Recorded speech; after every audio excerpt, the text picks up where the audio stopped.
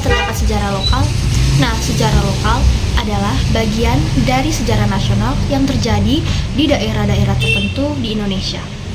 Selanjutnya, apakah kalian tahu mengenai sejarah Sultan Nuku, Ratu Kalinyamat, Laksamana Malahayati, dan Syarif Abdurrahman, dan bagaimana jasa mereka bagi bangsa Indonesia? Nah, mereka adalah sosok yang hidup di dalam sejarah di tingkat lokal. Nah, mereka memperjuangkan tanah airnya dari serangan bangsa asing yang ingin menguasai Nusantara.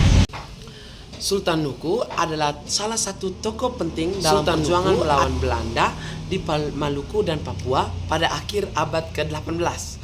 Setelah wafatnya Sultan Gaiziria pada tahun 1780, Belanda berusaha menjadikan Tidore sebagai wilayah kekuasaannya dengan mengangkat Patah Alam sebagai sultan.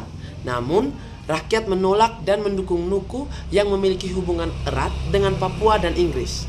Nuku membangun kekuatan di Papua dan berhasil merebut Seram serta mendapatkan dukungan dari raja-raja setempat. Meskipun mengalami pasang surut dalam perjuangannya, pada 1794 ia mendapat dukungan dari Inggris dan berhasil merebut kembali Tidore dari Belanda. Setelah perjuangan panjang, pada tanggal 21 Januari 1781, Belanda menyerahkan Ternate kepada Nuku dan ia diakui sebagai Sultan Tidore hingga wafat pada 14 November 1805. Nuku dikenal sebagai pemimpin yang gigih yang berhasil menyatukan Maluku dan Papua dalam perjuangan melawan kolonialisme dari Belanda. Nah, kalian pasti masih penasaran kan dari penjelasan Mega mengenai Ratu Kalinyamat secara singkat? Jadi sekarang saya akan menjelaskan Ratu Kalinyamat secara lebih terperinci. Ratu Kalinyamat adalah pemimpin perempuan tangguh dari Jepara. Ia adalah seorang penguasa Jepara pada abad ke-16 yang dikenal sebagai pemimpin perempuan yang kuat, bijaksana, dan berani dalam melawan penjajahan Portugis. Ia memainkan peran penting dalam sejarah maritim Nusantara dan perlawanan terhadap kolonialisme Eropa. Asal-usul dan latar belakang, nama aslinya adalah Retna Kencana. Ia adalah putri dari Sultan Trenggana, Raja ketiga Kesultanan Demak. Menikah dengan Sultan Hadirin, seorang bangsawan keturunan Tionghoa yang diangkat sebagai penguasa Jepara. Naik tata dan balas dendam atas suaminya, Sultan Hadirin dibunuh oleh Arya Penangsang, penguasa Jepang yang memberontak terhadap Kesultanan Demak. Ratu Kalinyamat bersumpah akan betapa hingga Arya Penangsang dikalahkan. Ia mendukung Hadiwijaya, yaitu Jaka Tingkir, penguasa Pajang, dalam perang melawan Arya Penangsang. Setelah Arya Penangsang dikalahkan, Ratu Kalinyamat menjadi penguasa Jepara secara penuh.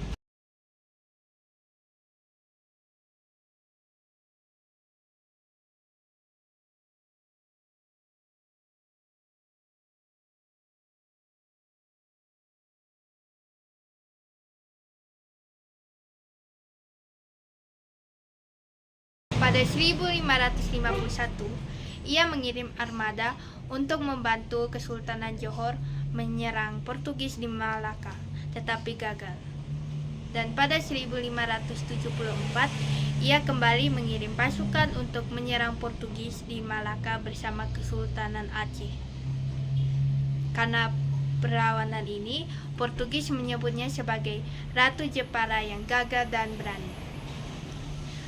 Warisan dan pengaruh berhasil menjadikan Jepara sebagai pusat kekuatan maritim dan perdagangan yang kuat, memimpin dengan kebijakan yang mendukung kesejahteraan rakyat dan pertahanan wilayahnya. Dianggap sebagai salah satu tokoh perempuan inspiratif dalam sejarah Nusantara. Jejak kepemimpinannya menginspirasi tokoh-tokoh perempuan lain termasuk R.A. Kartini yang juga berasal dari Jepara. Kesimpulannya, Ratu Kalinyamat adalah salah satu pemimpin perempuan yang paling berpengaruh dalam sejarah Indonesia. Keberaniannya dalam melawan Portugis dan kepemimpinannya yang kuat menjadikannya simbol perempuan tangguh dalam sejarah Nusantara. Terima kasih. kasih. Baik teman-teman, saya akan menjelaskan mengenai Laksamana Malahayati. Laksamana Malahayati adalah laksamana wanita pertama dunia modern dari Kerajaan Aceh.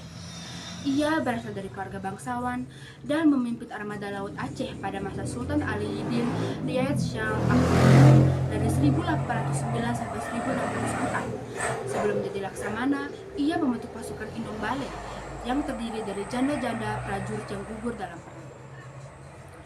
Malahayati terlibat dalam konflik dengan Portugis dan Belanda. Pada 1599, ia menghadapi Belanda, membunuh Cornelis de Houtman dalam duel, serta menangkap Frederik de Houtman. Selain sebagai laksamana, ia juga seorang diplomat ulung. Ia gugur dalam pertempuran melawan Portugis di Teluk Kruen dan dimakamkan di Aceh. Keberaniannya membuatnya dijuluki The Guardian of Aceh Kingdom. Iya, saya jelaskan tentang Syarif Abdurrahman Akridi. Syarif Abdurrahman Akridi adalah pendiri Kesultanan Pontianak dan sultan pertamanya. Ia lahir pada abad ke-18 dan merupakan keturunan Arab yang menetap di Nusantara.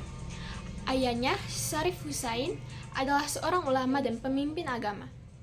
Pada tahun 771, Syarif Abdurrahman mendirikan Kesultanan Pontianak di Kalimantan Barat setelah mendapatkan dukungan dari penduduk setempat dan menyingkirkan kelompok perampokan yang menguasai daerah itu. Ia membangun pusat pemerintahan di sekitar pertemuan Sungai Kapuas dan Sungai Landak yang kemudian berkembang menjadi kota. Pada tahun 1779, ia diakui sebagai sultan oleh Belanda yang saat itu memiliki kepentingan dagang di wilayah Kalimantan. Ia memimpin dengan kebijakan yang menyeimbangkan hubungan antara Belanda dan kerajaan-kerajaan Melayu lainnya. Syarif Abdurrahman wafat pada tahun 1808 yang digantikan oleh putranya Sultan Syarif Qasim Akridi. Teman-teman, apakah kalian tahu tentang permasalahan sosial budaya? Permasalahan sosial budaya adalah berbagai masalah yang muncul dalam masyarakat akibat interaksi sosial yang dipengaruhi oleh nilai, norma, kebiasaan, dan budaya yang berlaku.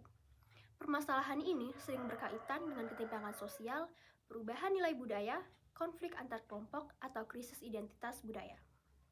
Adapun beberapa contoh permasalahan sosial budaya. Yang pertama, eksploitasi pembangunan. Eksploitasi pembangunan adalah kondisi di mana proses pembangunan dilakukan secara berlebihan atau tidak adil, sehingga justru merugikan lingkungan, masyarakat, atau budaya lokal. Tujuan pembangunan seharusnya untuk meningkatkan kesejahteraan masyarakat, tetapi dalam praktiknya bisa terjadi eksploitasi jika pembangunan hanya menguntungkan pihak tertentu dan mengabaikan kepentingan umum dan keberlanjutan lingkungan. Yang kedua, kesenjangan sosial. Kesenjangan sosial terjadi karena adanya perbedaan mencolok antara kelompok masyarakat kaya dan kelompok masyarakat miskin, baik dalam hal pendidikan, kesehatan, maupun kesempatan kerja. Yang ketiga, kesetaraan gender. Kesetaraan gender adalah kondisi di mana laki-laki dan perempuan memiliki hak, tanggung jawab, dan kesempatan yang sama dalam semua aspek kehidupan, baik di bidang sosial, politik, ekonomi, maupun budaya. Kesetaraan ini tidak berarti laki-laki dan perempuan harus menjadi sama, tetapi mereka mendapatkan perlakuan yang adil dan setara sesuai dengan kebutuhan masing-masing. Pemanfaatan sumber daya alam, manusia, dan lingkungan secara berlebihan atau tidak berkelanjutan dalam proses pembangunan. Meskipun pembangunan bertujuan untuk meningkatkan kesejahteraan, eksploitasi yang tidak terkendali dapat menimbulkan dampak negatif. Kesenjangan sosial. Kesenjangan sosial merupakan fenomena yang sudah ada sejak era kolonial. Di Indonesia, kesenjangan sosial muncul karena ada perbedaan tingkat pendapatan individu. Kesenjangan ini erat kaitannya dengan kemiskinan. Perbedaan pendapatan memicu inequality atau ketimpangan. Individu yang rajin dan mampu beradaptasi dengan perubahan cenderung sukses, sementara yang tertinggal akan makin tertinggal. Yang kedua ada kemiskinan. Kondisi individu yang tidak mampu memenuhi kebutuhan dasar, sandang, pangan, dan papan, merupakan masalah global dan memiliki indikator yang berbeda-beda. Di Indonesia, tingkat kemiskinan bervariasi dan sulit dikategorikan secara jelas. Kesetaraan gender di Indonesia telah diinisiasi oleh tokoh-tokoh seperti Ratu Kalinyamat, Cut Nyak, Dewi Sartika, Kartini, dan masih banyak lagi tokoh-tokoh perjuangan perempuan lainnya sejak sebelum Indonesia merdeka. Namun, hingga saat ini masih dapat ditemui ketidaksetaraan gender di Indonesia. Kesetaraan menurut KKBI adalah sederajat atau berada pada tingkat yang sama, kedudukan yang sama atau tidak lebih rendah antara satu dengan yang lain. Setaranya perempuan dan laki-laki dapat tercapai saat keduanya memperoleh kesempatan untuk berpartisipasi, akses, manfaat, kontrol yang sama dalam berbagai aspek. Vandalisme sebagai kenakalan remaja. Vandalisme adalah tindakan merusak atau menghancurkan fasilitas umum atau barang milik orang lain secara sengaja. Perilaku ini sering dilakukan oleh remaja sebagai bentuk pelampiasan emosi, ikut-ikutan teman, atau karena kurangnya kesadaran terhadap dampak yang ditimbulkan. Sebagai bentuk kenakalan remaja, vandalisme dapat menyebabkan kerugian materi, merusak lingkungan, menimbulkan masalah hukum, serta mencoreng reputasi pelakunya. Untuk mencegahnya, diperlukan peran orang tua, guru, serta lingkungan yang mendukung pembentukan karakter remaja, serta menyediakan ruang ekspresi yang positif. Penyalahgunaan narkotika. Narkotika seperti opium dan ganja sebenarnya adalah obat untuk menenangkan saraf dan meredakan rasa sakit. Biasanya digunakan dalam dunia medis untuk pasien gangguan saraf. Jika digunakan tanpa resep dokter, narkotika dapat menyebabkan hilang kesadaran, kerusakan jaringan, dan ketergantungan. Penggunaan narkotika secara ilegal merupakan perbuatan melanggar hukum. Melawan narkotika berarti menyelamatkan generasi masa depan dari kehancuran. Walaupun Indonesia sudah terbebas dari penjajahan, perjuangan bangsa masih berlanjut dalam memerangi penyalahgunaan narkotika. Dan ini adalah tanggung jawab semua pihak. Tawuran adalah perkelahian massal antara kelompok, biasanya melibatkan pelajar atau remaja. Tawuran sering terjadi karena faktor seperti solidaritas kelompok, dendam, provokasi, atau kurangnya kontrol emosi. Sebagai bentuk kenakalan remaja, tawuran sangat berbahaya karena bisa menyebabkan luka-luka, kerusakan fasilitas umum, bahkan korban jiwa. Selain itu, pelaku bisa dikenai sanksi hukum dan dapat mencap negatif di masyarakat. Pencegahan tawuran dapat dilakukan melalui pembinaan karakter, pendidikan, anti kekerasan, kegiatan positif bagi remaja, serta peran aktif keluarga, sekolah, dan masyarakat. Berikut adalah penjelasan dampak kenakalan remaja. Kenakalan remaja dapat memberikan berbagai dampak negatif, baik bagi diri sendiri, keluarga, maupun masyarakat. Bagi remaja itu sendiri, kenakalan seperti tawuran, penggunaan narkoba, ataupun pergaulan bebas dapat merusak masa depan mereka, terutama dalam hal pendidikan dan kesempatan kerja. Perilaku menyimpang juga bisa menyebabkan gangguan kesehatan fisik dan mental, serta menimbulkan kecanduan yang sulit disembuhkan. Bagi keluarga, kenakalan remaja bisa menimbulkan beban psikologis, rasa malu, hingga keretakan hubungan antar anggota keluarga. Orang tua mungkin merasa gagal dalam mendidik anak, sementara adik atau saudara bisa ikut terdampak secara sosial. Di lingkungan masyarakat, kenakalan remaja bisa menciptakan keresahan, menurunkan rasa aman, dan merusak norma sosial. Tindakan seperti perkelahian, vandalisme, atau pencurian juga bisa menyebabkan kerugian material maupun fisik bagi orang lain. Secara keseluruhan, kenakalan remaja harus ditangani dengan pendekatan yang bijak dan mendidik, agar mereka dapat kembali ke jalur yang positif dan produktif. Itu saja dampak dari kenakalan remaja. Sekian dan terima kasih.